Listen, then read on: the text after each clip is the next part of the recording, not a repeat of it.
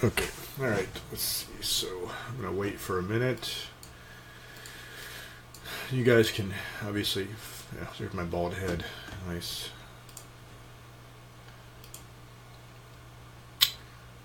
Yeah, I got to learn how to market these things better to get any live guys, but man, this stuff ain't easy.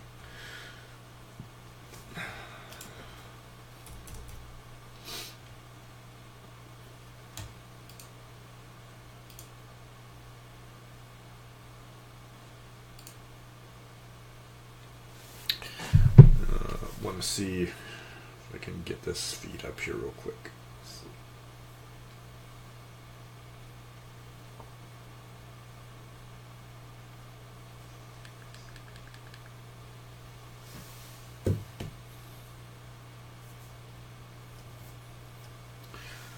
We'll give it a couple more minutes, and then I can start with the lesson.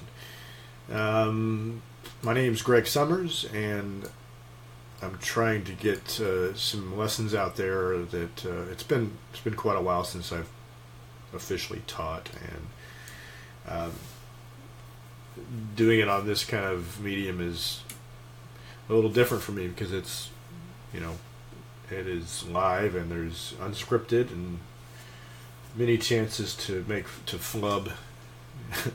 But it's kind of a cool medium if you can get out there and people can catch on. And the nice thing is, even if anybody doesn't come on, you still have it there, and you can kind of look it over, comment on the videos, and I'll answer as best as I can. So we're continuing on the format of solo improvisation. We first started out with some pentatonics, and then went into major and minor scales. So what I wanted to do is start playing kind of something here, and that way you can kind of hear what we're going to cover today a little bit, and then we can keep building off of this and get everybody better. And I forgot what I was going to say now. But I'm going to go grab my guitar here.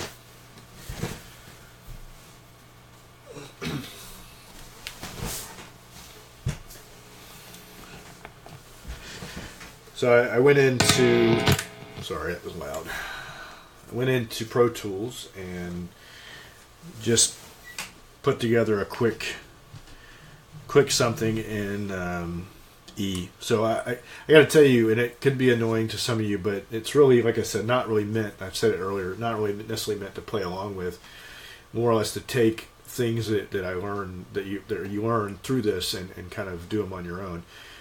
With my regular band, we tune the guitars down a half step, and then tune the sixth string, the E string, down to D flat. So basically, D flat, A flat, D flat, G flat, B flat, E flat would be the tuning.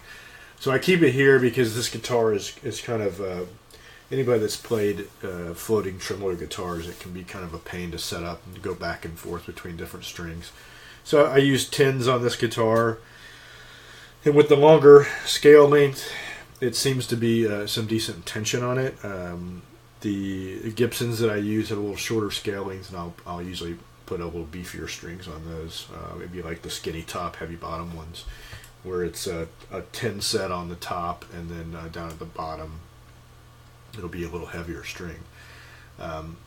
So let's go ahead. I'm going to... And maybe, hopefully this won't be too loud. So it's hard to, let me see if I can see my level. It seems okay. All right.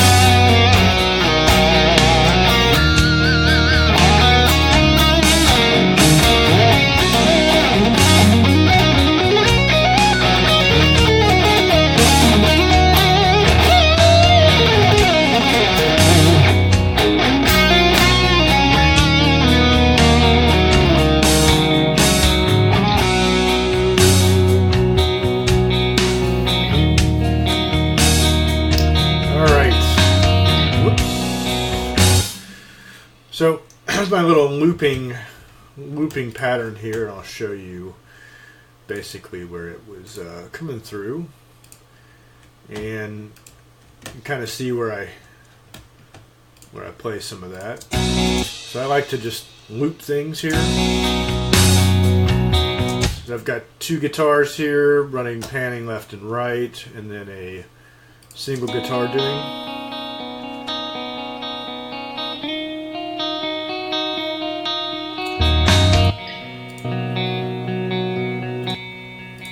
So, and I got my little drum pad here. It makes things kind of convenient to do. So let me switch my window back. There we go. So on here, what I've got today is we're kind of continuing along with the other scales that we have. So I showed you C major. This one was actually recorded in the key of G, the song I just played to. So the whole point of this is kind of going so we can learn how to move in and out of those scales. And now we don't have to worry about it. It doesn't matter what I'm tuned to, doesn't matter where it's at. As long as you know that pattern and know where to start, where that root is, then you can quickly find those patterns. And at the end, like I've been telling the other videos, is you've got this whole range from pentatonics all the way in there you can mix. And in that beginning part, when I was playing, I was mixing both pentatonics and the major scales, relative, minor, all that, you know. And that was one of those things that's, you know, I'm sure you heard some mess ups in there, but that's just the beauty of being live, I guess. But and you can really plan out these things and really, you know, gives yourself some time to think about it. And the more you do it, and the more you do like you know, I say solo improv, and you just go into like jams and just say, okay, what key are we in, and you just start going down on it. So. So we talked about the C major. I don't think we need all that delay, do we? Wow, we don't need that either. Let me get to my... See if I... There we go. Turn it off. So we talked C major, right? And on the screen you can see we've got what I'm showing you A minor. You're like, okay, what does that even mean? Why, you know, we're talking about majors, relative minors. Never heard of that. A relative minor, and I mentioned it the other day, is basically the same scale, and it shares the same notes that are in that key as the major key. So, for example, C major has a relative minor of A minor. You can always find the relative minor by going down 1.5 steps. On guitar or intervals, you know, on a guitar, a half step is 1 fret. So we can go 3 frets down and we can find the relative minor. And then as long as you know these patterns and you can find them every time, and you're going to see the pattern here, you know, especially the second one shares the pattern the other day of the root 5. So on root 6, if you look on the second part of this tab, oops. So I've got it stopping on the A. If you look, that pattern is in pattern 3 as well of the pentatonics we've been doing.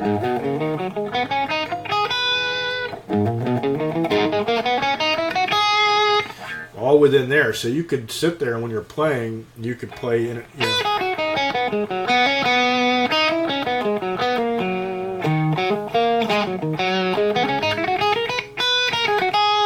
Go in and out of those pentatonic patterns as you're playing the major scales or minor scales inside there.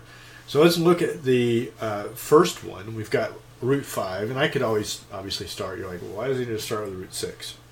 I don't know. I just chose to do it that way. So root 5, you can start down at the lower register here, but I've got it tabbed out for the 5th string way up here.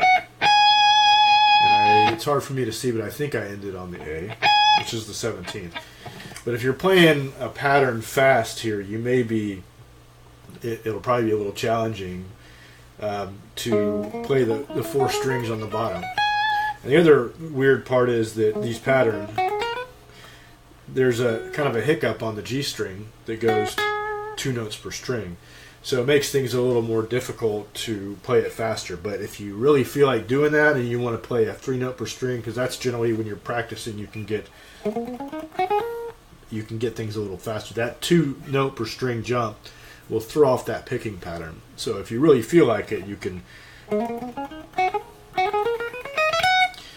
It just puts the same note here in there if you play the 14th fret of the G string.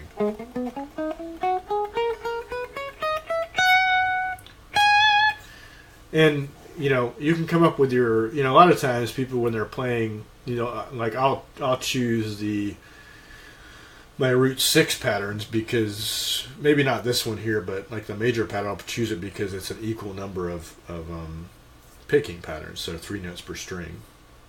But get comfortable playing it. You can do little mini little scales.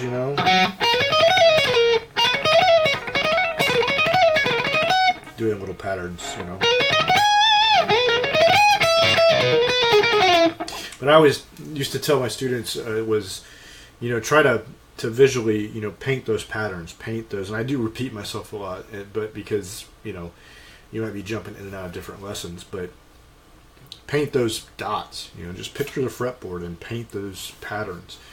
And there's many ways to play. It's really basically find whatever works for you on these patterns. You may say, I don't like the way these fingering is, so I'm going to try to play it this way, another way, and that's fine. It's it's like just do it where you can grab it. And that's why a lot of times when you try to play someone else's solos or someone else's things, you're like, man, this is really hard. I'm having a hard time with this. Well, you got to remember that most of those guys, that's the way they play, and that's how they are comfortable playing it. But you may come in and like try to do it, and it totally just doesn't feel right. Just play it however you can. There are some things, and you'll notice, and we can always talk later about, is that there are different tonal qualities to different strings. So you may play something and then think you have it, and then you're like, it just doesn't sound right. Well, a lot of times it's they're playing it in a different register that makes it a little easier to grab, and then it has a different tonal qualities because the string gauge is different, right?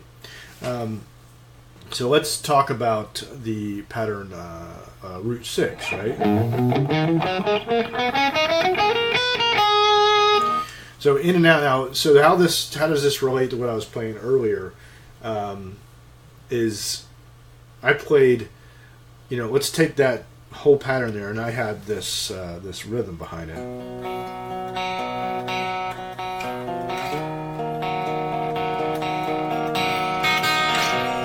It was cleaner, right?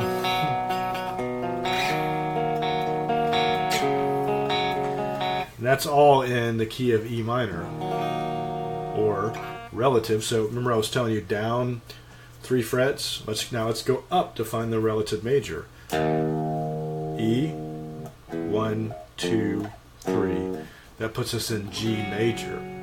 So now what I can do is I can go back. Let's see if I can find yesterday's. Was it C major scales? Change my window. So if I go yesterday and I find the C major scale here, I can play over this E minor, I can play a G major because it's relative and it shares the same notes. A G major scale is G, A, B, C, D, E, F sharp, and G. There's a whole, I would suggest anybody to take some basic theory, and honestly, I'm really, I'm pretty, like I've told you guys, I'm pretty lazy on this stuff, so I took like a beginning theory course, and it really helped me out a lot. But that was my beginning theory, was talking about just how to figure out what scales have what sharps and flats, and this one has one sharp. It's really easy: G, A, B, C, D, E, F sharp, G. So that same one,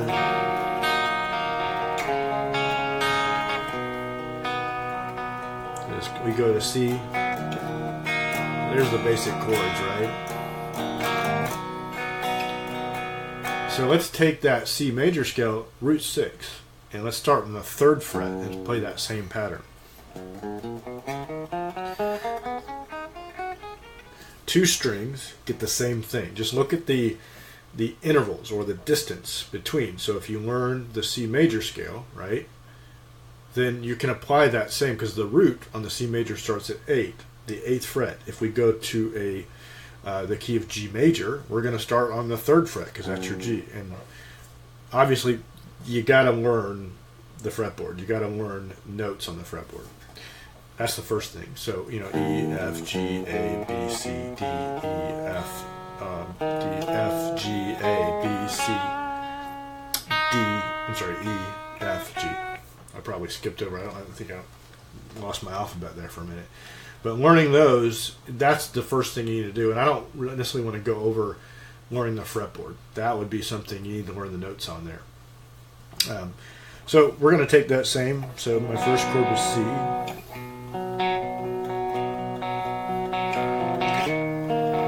going to take the G major scale. So let me see if I can actually play this and talk at the same time. So it's not so loud here. Let's try this. Maybe a little better. There you go. So if I have, we got going to the E, down to the D, and I'm going to play that G scale.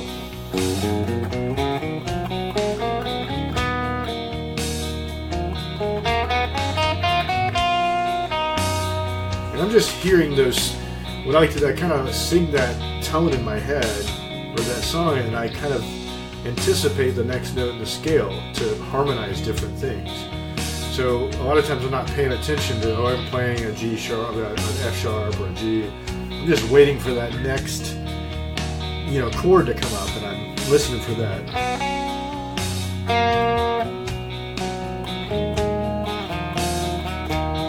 Some sound better, they actually are correct, but some harmonize better with different chords in that scale. And you just have to kind of play around with it.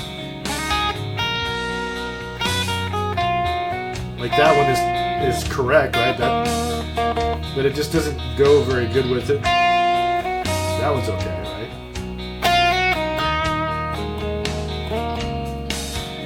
Now I'm going to take that same thing and go, okay, let's throw our pentatonics in it. Since I talked about it yesterday, let's see if I can stop this. So if I take that pentatonic pattern, and what I told you yesterday is, here's the minor finger, here's the major finger. That's how you can find it. If I put my major finger out of that 3rd pentatonic pattern, if I put it on the G note, which is my major key, and my first finger down here, you know, kind of, even though there's no fretting right here, you can do that. I didn't really do it right. It's weird to play that like that, but that's the key, right? So that's the 3rd pattern. So I'll play this again, go back into it.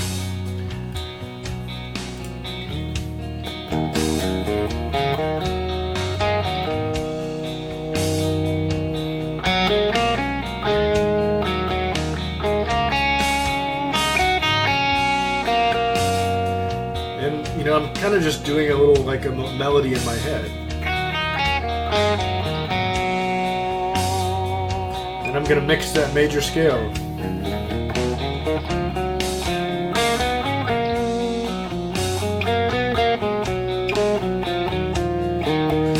And if I take if you look at your screen again, I'm going to put that A minor scale back up there. So if we look at that A minor pattern, it starts on the 12th fret.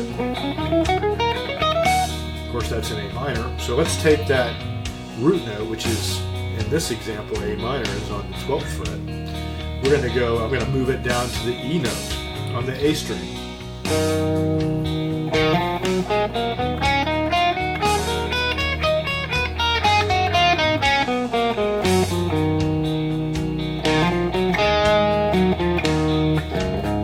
Major, root 6.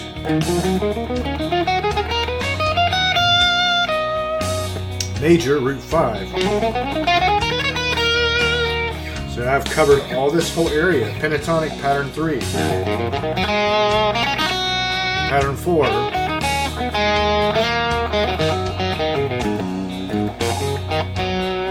Pattern 5. I was doing this in the beginning.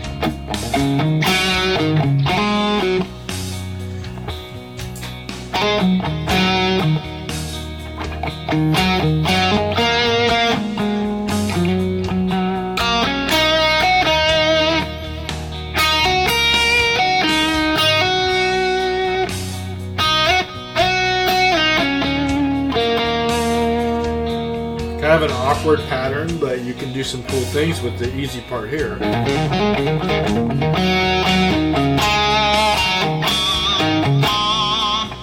Especially with some nice delay on it.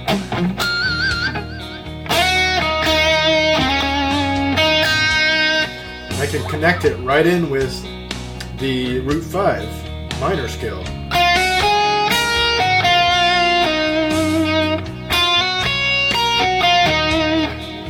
I like to think of like little phrases that I can play within that, right? Make a little melody out of it, and you can repeat it to kind of do some different types of phrasing in that. I started earlier.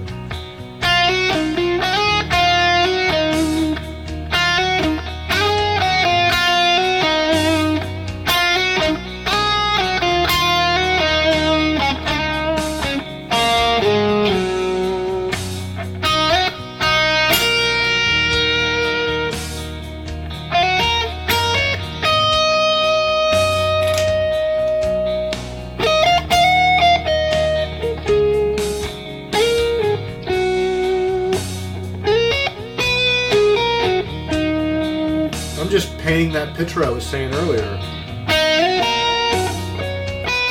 Little dots on the fretboard.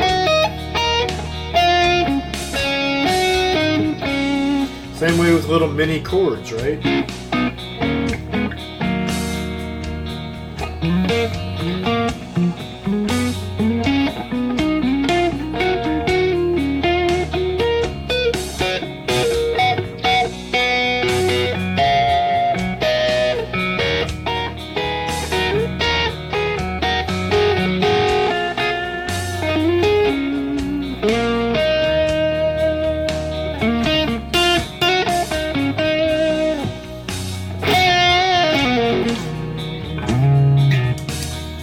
So let's get back out of there.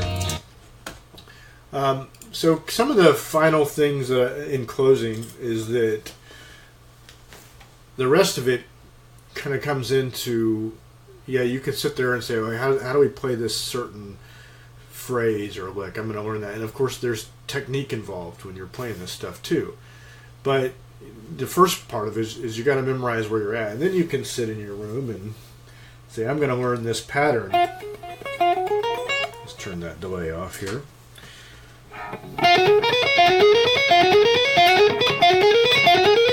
So obviously you have to sit there and work on alternate picking, and we can expand on that and just have a lesson that talks about different technique and stuff.